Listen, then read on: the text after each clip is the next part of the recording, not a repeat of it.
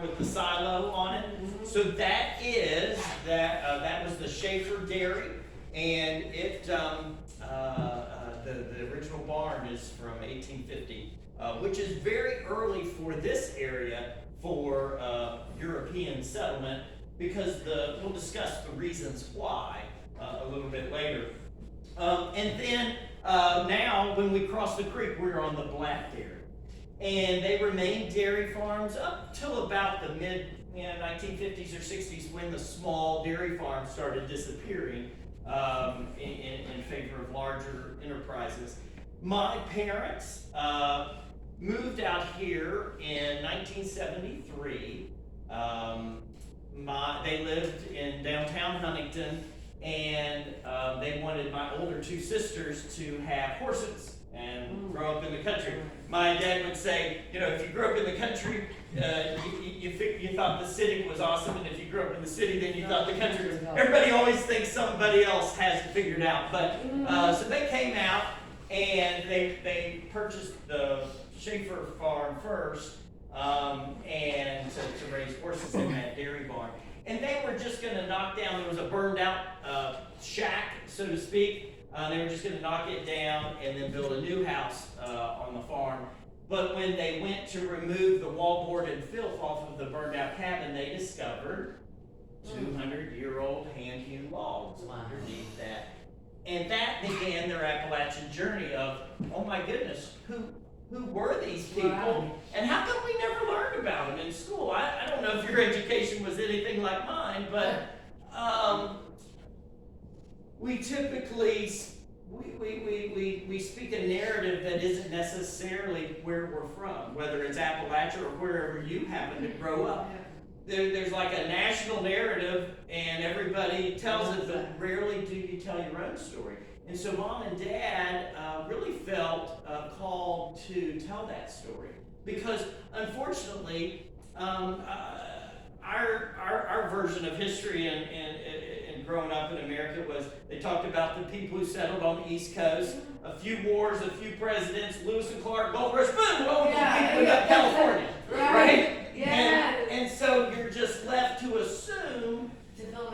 Yeah, oh, well, I guess we must have been the losers who couldn't hang, because we aren't included in that narrative.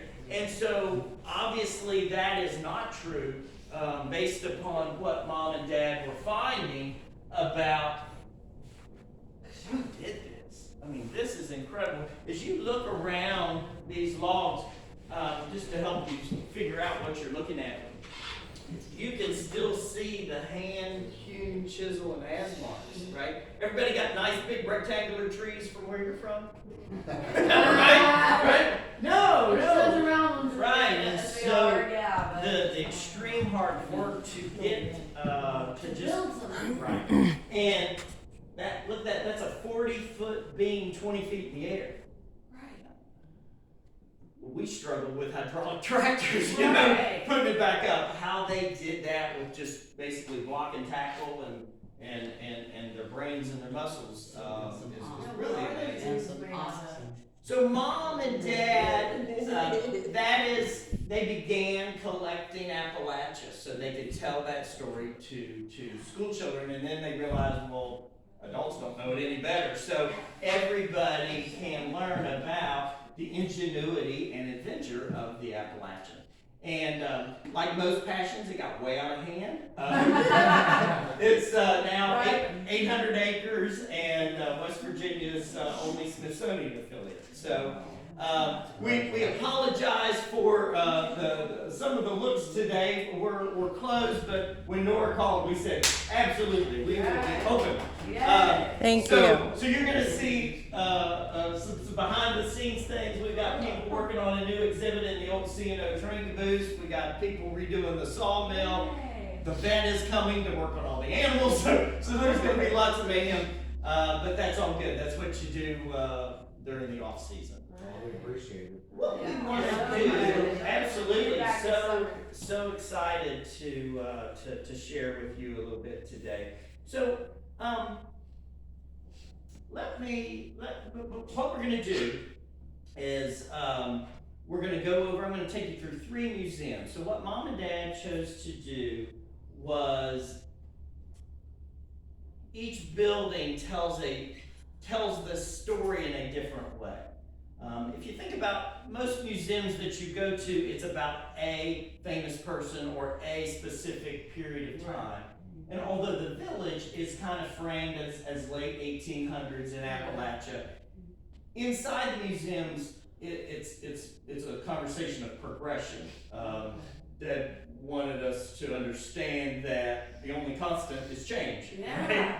Right? And unfortunately, the only person he ever met that liked change were wet babies. So it's that constant struggle with embracing change and dealing with change, and how that affects all of us. What I'd like to do is, if you don't mind, just say your name, where you're from, and something that you've either observed on your trip. I know it's only been 3 days, or something you would like to learn or observe on this trip, on this week. Okay, we'll start with you.